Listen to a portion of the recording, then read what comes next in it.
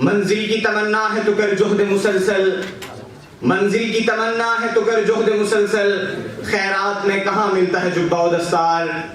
ان الحمدللہ والصلاة والسلام علی رسول اللہ، اما بعد، قال اللہ تعالی قل هل يستوي الذين يعلمون والذين لا يعلمون، وقال النبي صلی اللہ علیہ وسلم خیرکم من تعلم القرآن وعلمه، صدق اللہ العظیم۔ امامت ہم نے کرنی ہے، سیاست ہم نے کرنی ہے، امامت ہم نے کرنی ہے، سیاست ہم نے کرنی ہے، لہو دے کے خدا کے دین کی خدمت ہم نے کرنی ہے۔ اصحاب فضل و کمال، حضرات اساتذہ کرام اور محترم ساتھیوں، آج کے اس بارونق مسابقہ خطابت میں بندہ جس موضوع کو لبوں کا زیور بنا کر، تخیلات کی وادیوں سے نکال کر، الفاظ کا عملی جامہ پہنا کر، آپ حضرات کے ذہنوں میں اتار کر دل کی بنجر زمین کو سیراب کرنا چاہتا ہے، وہ طالب علم کی تاریخ ہے۔ میں آج آپ حضرات کے سامنے طالب علم کی تاریخ بیان کروں گا، اور آج اپنی پوری تقریر میں صرف ایک ہی بات بتاؤں گا کہ طالب علم کون تھا، کون ہے اور کون رہے گا۔ طالب علم کون ہوتا ہے، کس کو طالب علم کہا جاتا ہے، اس بات کو سمجھنے کی بھی ضرورت ہے اور یاد رکھنے کی بھی ضرورت ہے، اور آئندہ آنے والی نسلوں تک پہنچانے کی بھی ضرورت ہے۔ لوگ سمجھتے ہیں مسجد و مدرسے کی چار دیواری کے اندر سر پر ٹوپی رکھے، چہرے پر داڑھی سجائے، شلوار ٹخنوں سے اوپر کیے ہوئے یہ جو لوگ نظر آتے ہیں، انہیں انگریزی نہیں آتی، انہیں کمپیوٹر نہیں آتا، ایسے خشک مزاج لوگ ہیں کہ ٹی وی نہیں دیکھتے، ایسے تاریک ذہن لوگ ہیں کہ اپنی اماں اور اپنی بہنہ کو بغیر کرتے اور بغیر کپڑوں کے بازار لے کر نہیں جاتے۔ آذان دینا ان کا کام، امامت کرنا ان کا کام، ان کی دوڑ مسجد تک ہے، اس سے آگے ان کا دماغ کام نہیں کرتا۔ یہ لوگ ترقی نہیں چاہتے، یہ لوگ ملک کو معاشی طور پر مضبوط نہیں ہونے دیتے، یہ فتنہ پرست لوگ ہیں، یہ غریب لوگ ہیں، یہ وہ نقشہ ہے طالب علم کا جو عام طور پر لوگوں کے ذہن میں بیٹھ چکا ہے۔ اسی وجہ سے جس کو کہا جائے کہ اپنے بچے کو مدرسے میں داخل کراؤ، وہ انکار کر دیتا ہے اور کہتا ہے پہلے اسے تھوڑی سمجھ بوجھ تو آنے دو، اسے کاروبار کا علم تو ہونے دو، اسے تھوڑی بہت انگریزی تو سیکھ لینے دو، میں اسے مدرسے بھیج کر بیکار نہیں کر سکتا۔ یہ طالب علم کی وہ شکل و صورت تھی جو انگریز نے بتائی تھی، جو یہود نے بتائی، جو دوسرے لوگوں نے بتائی۔ مسلمانوں، آؤ میں تمہیں طالب علم کی تاریخ بتاتا ہوں، اس لیے کہ میں خود ایک ادنا سا طالب علم ہوں۔ ہمیں طالب علم کی تاریخ جاننی ہے، اس کے لیے ہمیں تھوڑا سفر کرنا ہوگا، ہمیں مکہ کی اس سنگلاخ وادی کی طرف جانا ہوگا جہاں اس زمانے میں ایک شخص لا الہ الا اللہ محمد الرسول اللہ کا اعلان کر چکا تھا۔ اس وقت دار بنی ارقم میں پہلا مدرسہ قائم ہو چکا تھا۔ اس مدرسے کے شاگرد کون تھے؟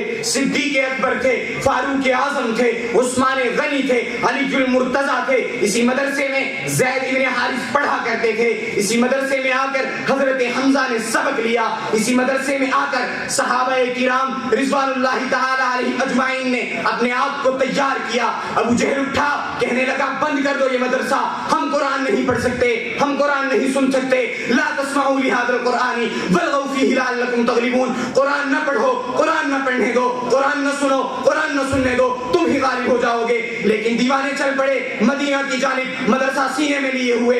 وہاں حضرت مصعب بن عمیر پہلے سے مدرسہ قائم کر چکے تھے، پھر جا کر یہ دوسرا مدرسہ کھل گیا۔ تاریخ میں اس مدرسے کو صفا کے نام سے یاد کیا جاتا ہے، جہاں جبریل امین صلی اللہ علیہ وسلم آیا کرتے تھے، آپ صلی اللہ علیہ وسلم درس دیا کرتے تھے، جبریل امین نئے نئے سبق لایا کرتے تھے، آ کر سبق دیا بھی کرتے تھے، استاذ کو پڑھانے کا سلیقہ سکھایا بھی کرتے تھے۔ یہ مدرسہ لگ گیا، لوگوں نے کہا یہ مدرسہ کرے گا کیا؟ مدرسے والوں نے کر کے دکھایا۔ یہ مدرسہ لگ گیا، لوگ کہنے لگے اس ابو ہریرہ کو دیکھو، اس انس کو دیکھو، پہننے کے لیے کپڑے نہیں، کھانے کے لیے روٹی نہیں، اور یہ بات کرتے ہیں لیظہرہ علی الدین کلی، ہم دین کو غالب کر کے دکھائیں گے۔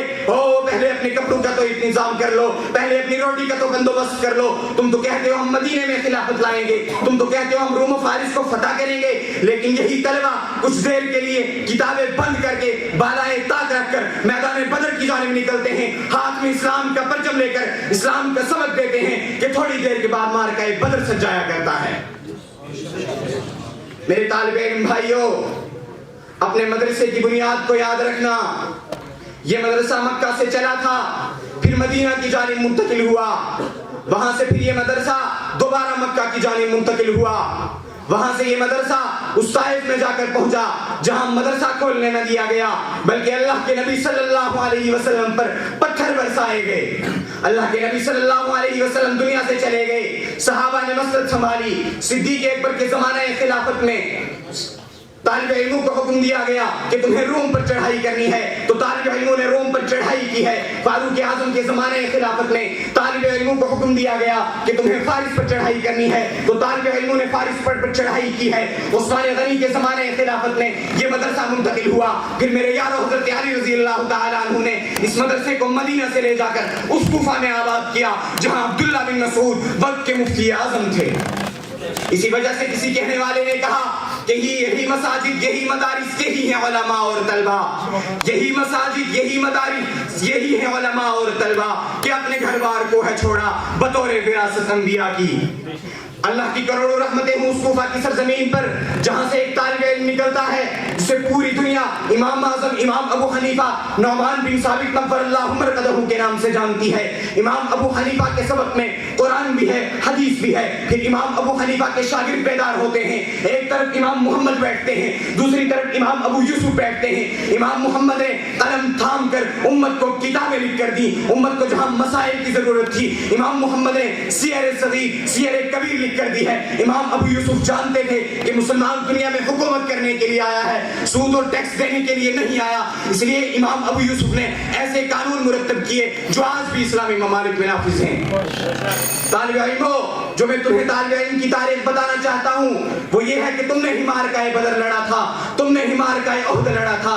تمہاری غیرت کا یہ نشان تھا کہ تم اپنے استاذ کے ساتھ عمرے پر جا رہے تھے. راستے میں ایک ساتھی کہیں کھو گیا. تم نے اپنے استاذ کے ہاتھ میں ہاتھ رکھ کر بیعت کی. تم زمین پر بیعت کر رہے تھے. اللہ نے آسمان میں اعلان کر دیا لقد رضی اللہ عن المؤمنین اذ یبایعونک تحت الشجرۃ فعلم ما فی قلوبہم فانزل السکینۃ علیہم واصابہم فتحا قریبا. تو پھر جناب والا مجھے کہنے دیجئے اٹھ شیر مجاہد ہوش میں آ تعمیر خلافت پیدا کر. کیوں فرقے ہوتا ہے اب ایک جماعت پیدا کر تو بھی ترقی دنیا میں اسباب تجارت پیدا کر. قارون کی دولت ٹھکرا دے عثمان کی دولت پیدا کر. اسلام کے دم تو بھرتا ہے باطل سے پھر کیوں ڈرتا ہے. یا تو اسلام کا نام نہ لے یا شوق شہادت پیدا کر. دل سے کہہ کے آ گھبرائے نہ حالات بدلنے والے ہیں. جو کانٹے بن کر آئے تھے وہ لمحے ٹلنے والے ہیں. مظلوموں کی آنکھوں میں اب شعلوں کی ادائیں پھیلی ہیں. یہ جال تو اب سیادوں کے سڑے گلنے والے ہیں.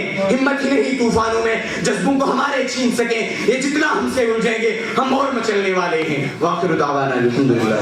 ماشاءاللہ.